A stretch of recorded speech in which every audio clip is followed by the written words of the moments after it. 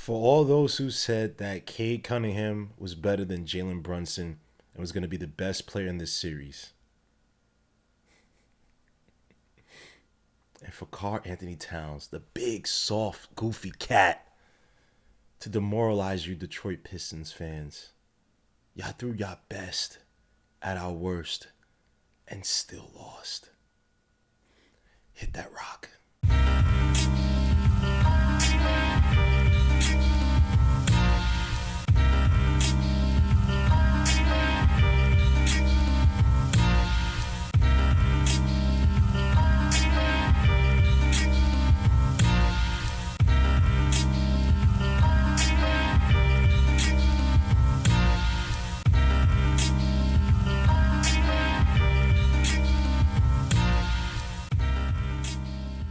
First and foremost, would like to say rest in peace to the great Dick Barnett of the New York Knicks, a man who's a two-time champion 1970, 1973, an NBA All-Star back in 1968, an ABL champion 1962, first team All ABL back in 1962 as well too. Had his number retired, number 12 by the New York Knicks.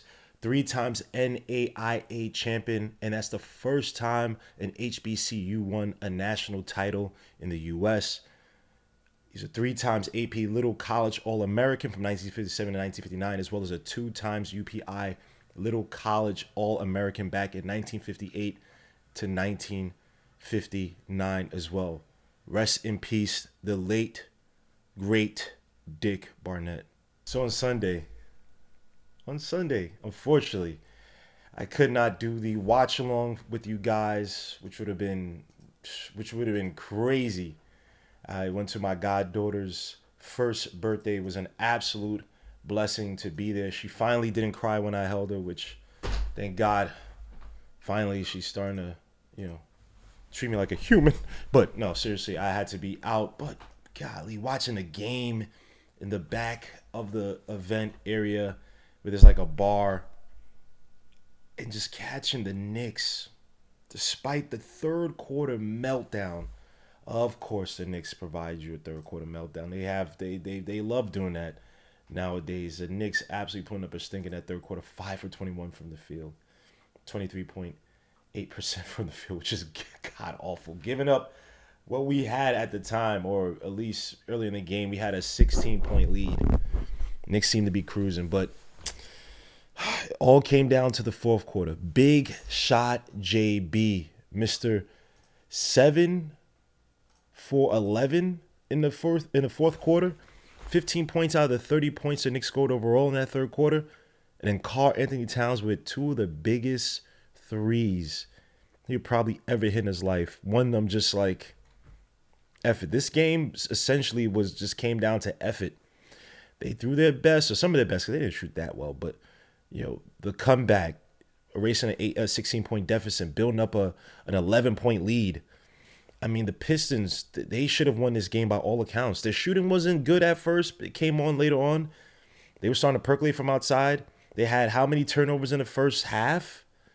I mean, they were sloppy with the ball. They looked lethargic. They really looked like they wanted to give this game up to the Knicks. We should not have won this game. And sometimes luck and talent just override hard work, override this grit that they have. Now, I want to say a few things. The refs were absolutely terrible today. Even the commentators pointed out where they would allow the Knicks and the Pistons to play, then they'll call them ticky-tack, then they allow them to play. The NBA has to get a handle on this. Most teams don't care if you call it ticky-tack or physical. Just be consistent so they know how to maneuver. They know how to play the game. We shouldn't have to game plan for the refs as well, too. Just for the team on the court. That's it. And I say we like I'm part of the Knicks, but you know I am. I'm an honorary member. But anyway, and another thing, too.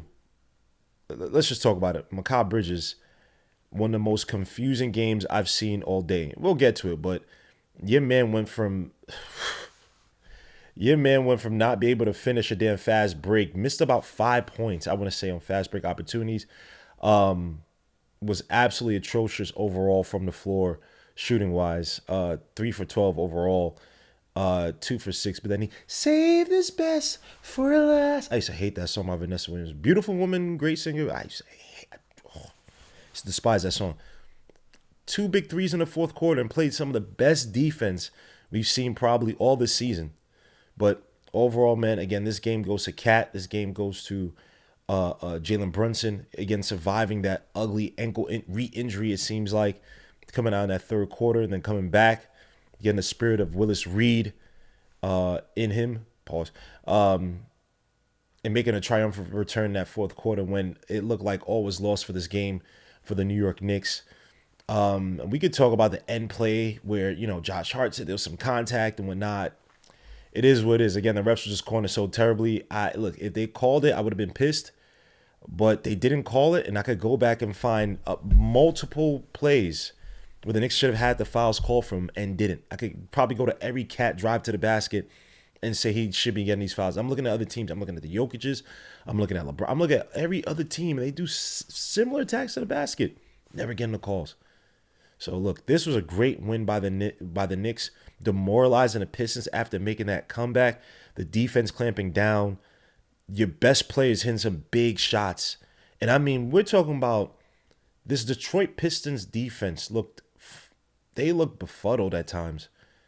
Like, they put their best defender on Brunson in terms of Dennis Schroeder, did nothing. They tried to have Jalen Duren guard up Cat, did nothing. Try to have Jalen Duren in the paint for help. Did nothing. Again, the Knicks just smartly got some of the best players in foul trouble. Now, we had Cat in foul trouble as well, too. But again, Tobias Harris in foul trouble definitely helped us in that fourth quarter, that early fourth quarter. He had 5 fouls in the game. He's playing so-called spirited defense, but it's like, Tobias Harris, you've never been that. This Lego head was talking to the crowd, trying to rile him out. Why didn't you do that in Philly? Why didn't you do that in Philly when you were getting the big bucks? Now you're with the Detroit Pistons playing next. Now you want to do this? Like, these guys, no offense to Tobias Harris. Again, NBA player. I'm not poo-pooing him. He's 30 billion times better than I am. But it's like these guys, bro, like, this fake, now you want to rise up when it's the Knicks. Why don't you do this the most of your career when you got paid big money? When Jimmy Butler was probably throwing darts behind the scenes at you, why don't you step up and do this? Don't matter. You threw your best at the wall, and it failed. It failed. So let's get to some of the film. We got to talk about some of the things, especially in that fourth quarter that I saw. I want to start off with Mikal Bridges' excellent defense to really, I won't say neutralize, but frustrate Cade Cunningham, who didn't have a great shooting game overall. He did go 6 for 7 in the third quarter. And just to be fair, he did hit 2 shots on Mikal Bridges in that third quarter. One was not necessarily on Mikal Bridges. He was attacking off a screen. Cat was playing drop back, which is, for this series, uncharacteristic that he's playing that much drop back on Cade. And then there was another shot where he hit him on the baseline. But other than that, Mikal Bridges played some excellent defense on Cade Cunningham to stop all that fourth quarter closing. So let's get to it. Now, one thing I'm starting to like, I'm seeing from Mikal Bridges, like his evolving, understanding how, Cade's tendencies, right? Especially attacking off the wings. You saw in game, what was it, game 2, where Cade caught him with that hezzy dribble driving baseline for the finish. But what we've seen from Mikal Bridges saw in game 3 is that he's now be able to recover underneath down low. He's not falling. He's not biting off those hezzies by Cade Cunningham, where Cade Cunningham likes to hezzy and then drive baseline. Or he likes to catch him off the spin and then the hezzy. And so it's good that Mikal Bridges, like, he's picking this up. Again, I still prefer OG Anunoby as a defender on Cade Cunningham, especially in crunch time situations. But sometimes you can't have OG Anunoby playing 45 minutes. I know Cade's not going to play that much, but over-exaggerating so many minutes on Cade. It's just you have to switch it up and have that ability to switch your defenders, annoying wing defenders. And now you see in Mikal Bridges what he's doing as well too. He's not allowing, and they're all doing it, but not allowing Cade to get comfortable with his dribble package. Is swiping and trying to go for the steals. And even if you don't succeed, it's like, okay, instead of me getting into my move, I have to now protect the ball. Every half a second, I try to protect the ball. That's stopping me from getting to my little hezzy set. Stopping me from getting to my crossover, getting to my dribble package, right? It's like it's taking that little bit of time. And so now you look up, 3-4 seconds been taken off the shot clock, and you're still right in front of the defender. You haven't moved anywhere. You haven't made action.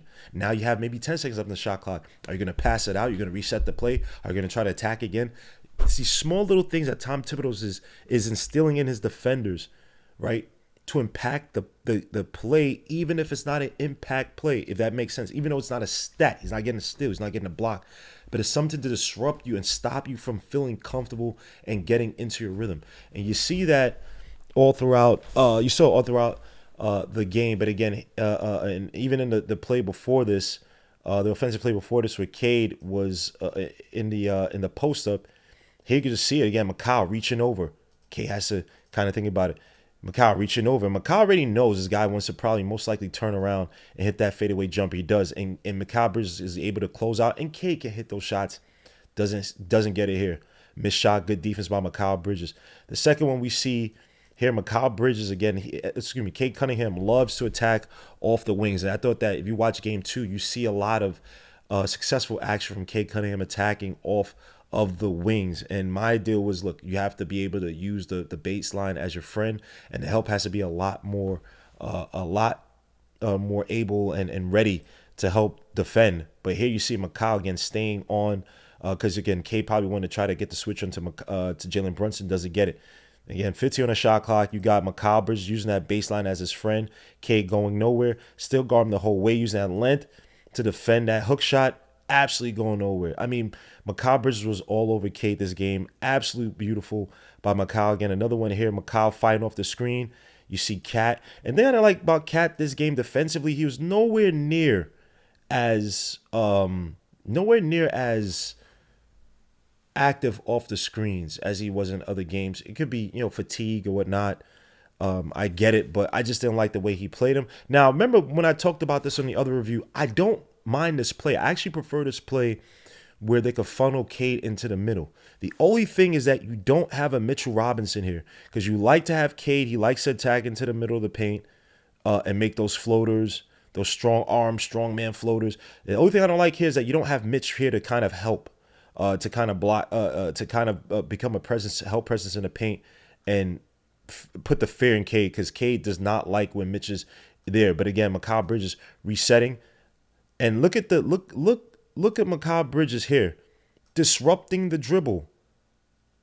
This guy said he was resetting. He didn't reset. But disrupting the dribble, fighting off the screens, making life hell for Cade. And again, if Cat actually steps up here, it probably would have been a steal regardless, just because there was a tight window. But Jalen Duren's so overrated. But Jalen Duren was just setting a great, didn't set the greatest of screens on Macau Bridges, allowed him to essentially get over. But what you love with Macau Bridges is the tenacity on the screen. Look at that, going through that tight window. Cade's trying to bring it back, because now he sees Cat to his left, tries to bring it over to his right, no bueno. And Macau finally gets a hand on it. Turnover for the Knicks. Just an absolute, I won't say masterclass, but just underrated performance by Macau Bridges this whole game in terms of the defense. I mean, Macau Bridges in game 4, again, the shooting was absolutely abysmal. 3 for 12 from the field, 2 for 6 from 3. Again, saved his best for last. But he did have 3 steals and 1 block, as well as 6 rebounds. So he filled in everything else on the stat sheet outside of the scoring. But just one last one here by your boy Macau Bridges. Again, look at this. Just Cade, this guy did not have no time to rest. And mind you, this is the last, close to last play of the game, at least offensive possession for the Pistons, since there's still some time in the shot clock. Again, disrupting the dribble. Disrupt the dribble. If they're going to allow you to play physical, that's fine. And to the refs' credit, they haven't called too many ticky-tack fouls on the reach-ins, right? Trying to challenge with your hands against the ball handler. They haven't called too many against the Knicks. So here again, Cade driving, Josh with the good help. And just look how, again, Cade trying to finish through. Now, he has the power presence. You do have to give credit to Josh, but also give credit to Macau Bridges not allowing Cade to basically body him with that left elbow to the basket, something that Cade is very adept at doing. You also would like Mitchell Robinson to be a little bit closer for the help, because Cade can make that layup. Cade has been able to make that just off angle layup, something that RJ couldn't do back in the day. My son RJ Barrett. But again, good defense here overall. People say, oh, Josh was the true initiator of it. I would say Macau Bridges, again, disrupting that dribble. Now Cade has to kind of almost cut down the possibilities of what he wants to do off that dribble, right? He can't maybe bring it back to the left and reset or drive again to the left. Now, OG's there to help, but that little disruption, now he spins.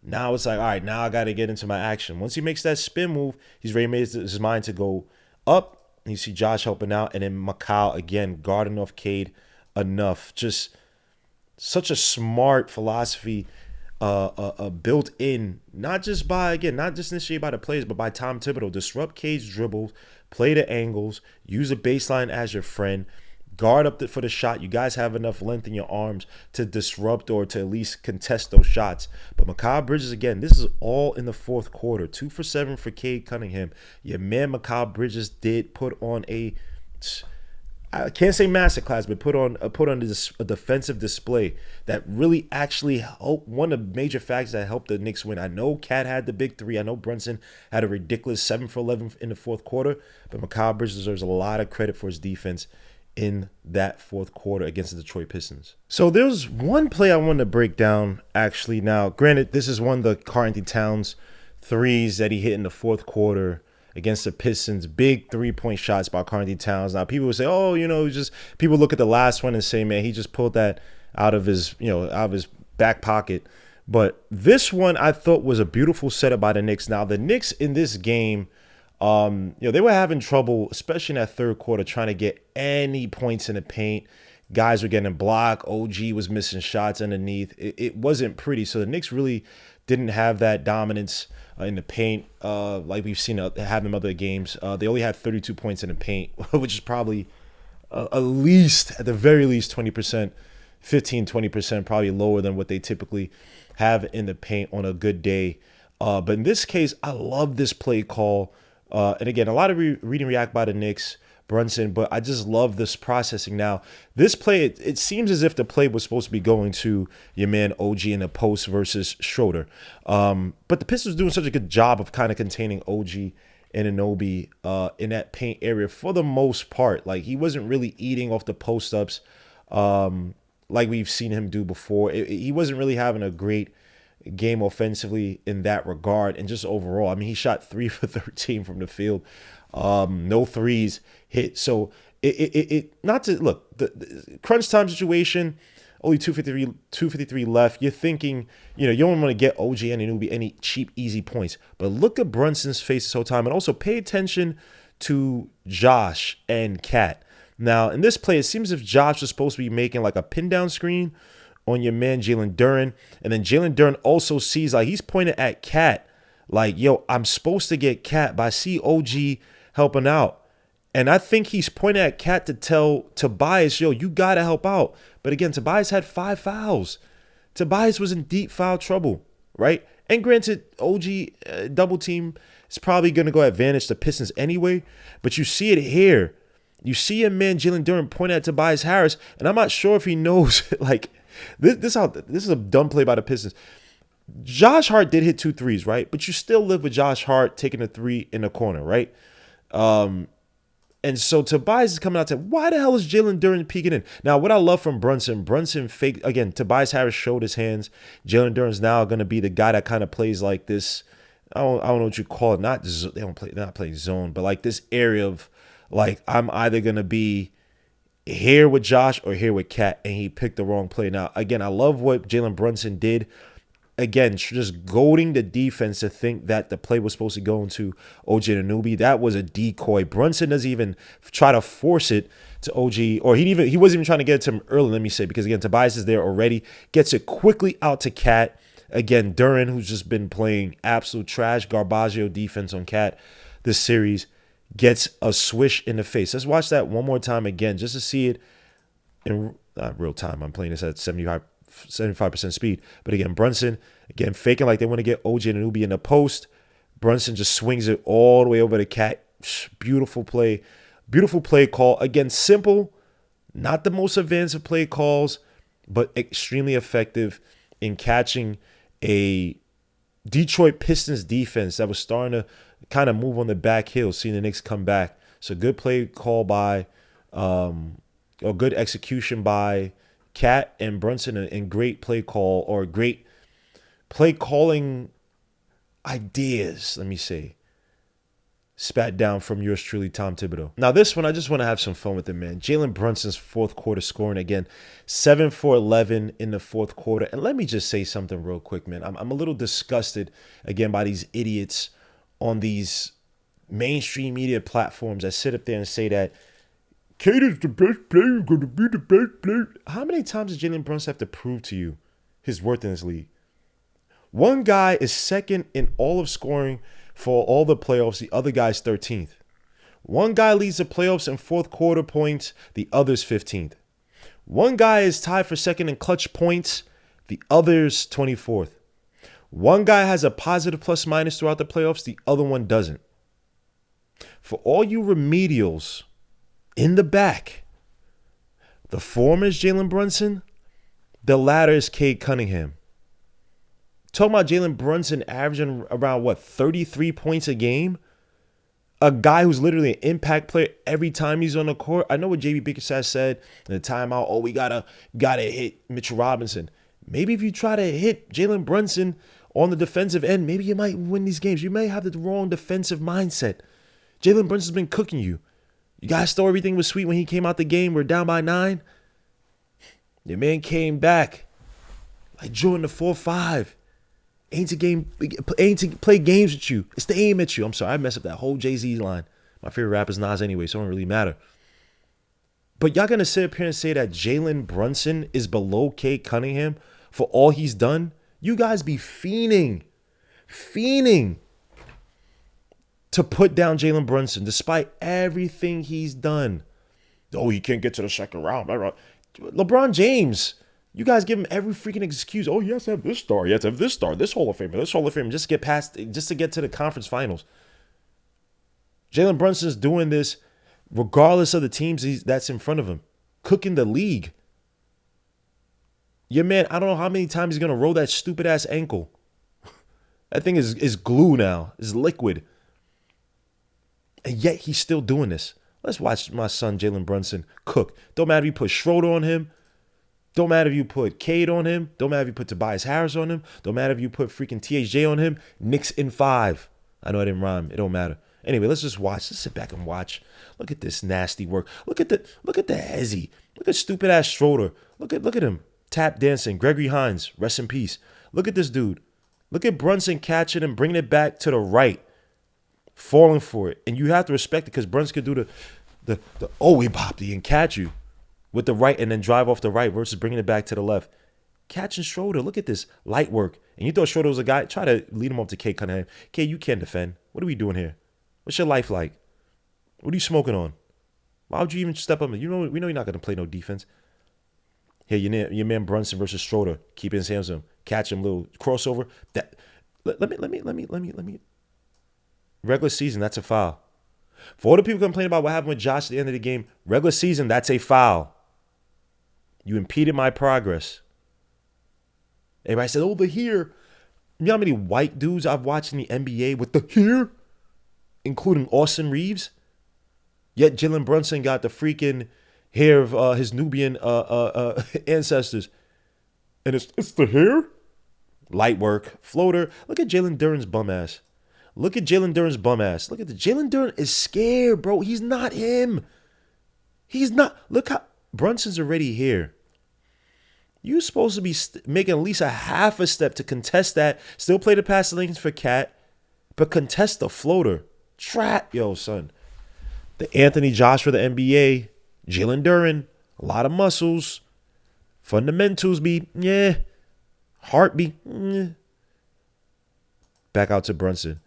This is light work. Schroeder, what are you doing? I can hit off all angles. I could drive off the right, hit off the back. I could drive the left and hit off the back. But what is wrong with you? Why are you doing this to yourself? You have a family.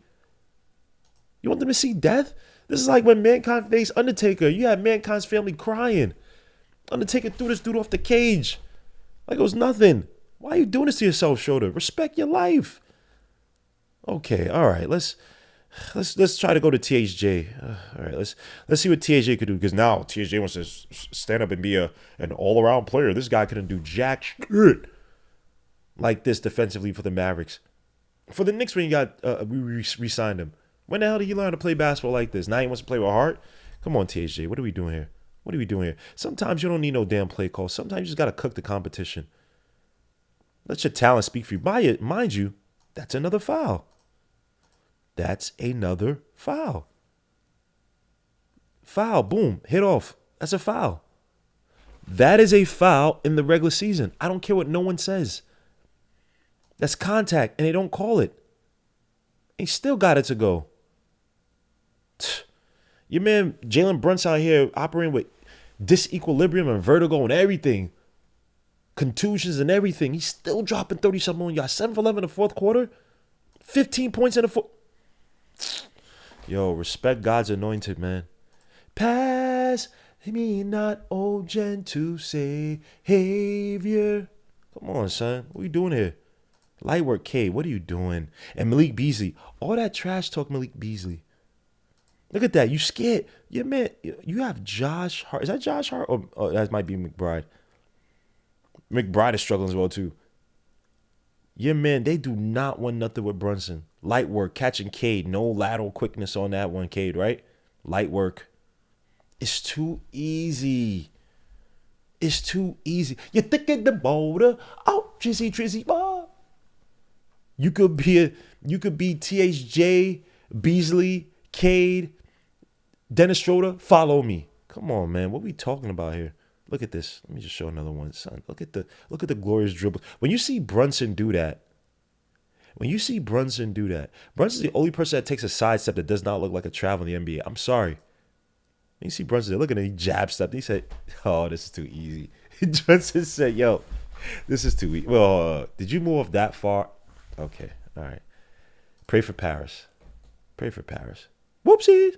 Got him. On a bad ankle.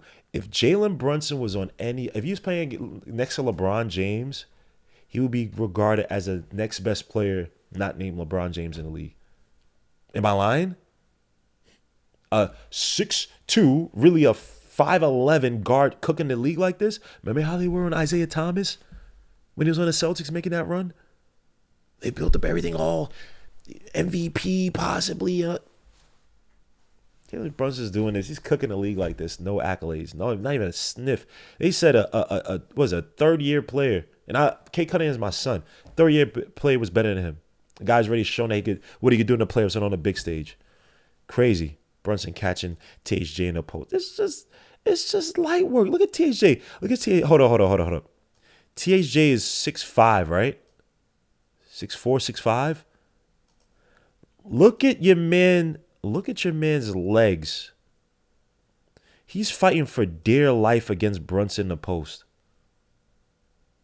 He's fighting for dear life against Brunson in the post. Whenever you see somebody lean against a player like that, they're fighting for their life in the strength department. I'm not saying that you may not see it, but they're fighting for their life in the strength department when he's doing like that. Holding up Jalen Brunson all his might. Your man 6'5", bro. Big for nothing. Versus JB. Look at this spin move. It's just abuse at this point. JB, stop. These people have families. What's wrong with you? What's wrong with your life, JB? Look at... Yo, son, kids. When you play defense, what they tell you, every good post-up player can feel where... They can feel on their back which way you're favoring. When you play bad defense like that, you got all your leverage one way. It's an easy spin move. TJ is showing you how not to play defensive basketball. This is when you play basketball with your heart, not your head. You get shot in your heart and end up bleeding and leaking like this, like TJ did right here. Spin move, you done. Austin Thompson can't help you out. Yo, respect JB, bro. I ain't gonna sit up here and try to overanalyze this, bro. JB cooked y'all Pistons. Y'all could talk about the fouls. Y'all could talk about the calls, whatever. If JB was getting proper foul calls, bro, he would have had 50. He would have had 50.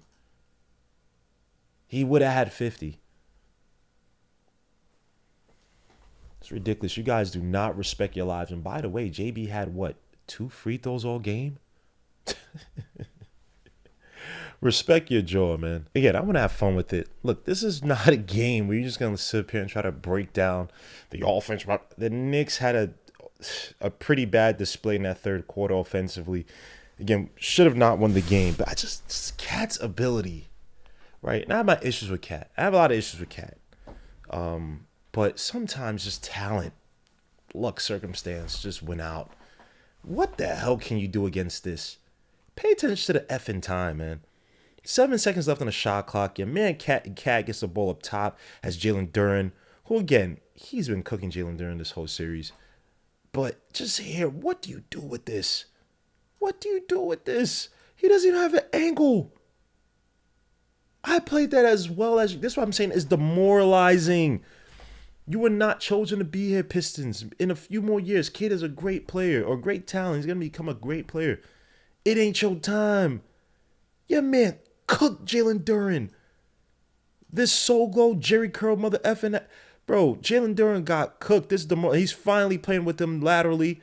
Scared to allow him to get past him, but still able to stay in front of him for the most part. Probably some contact there. Yeah, man. The Cat didn't even catch him with the shoulder shimmy. He just said, F it. I gotta put it up. Just Cat, again, is easily top 3 players in terms of talent in the league. If he puts it all together, he could be a top 3 player. But it's up to him. It's up to him. This is just stupid.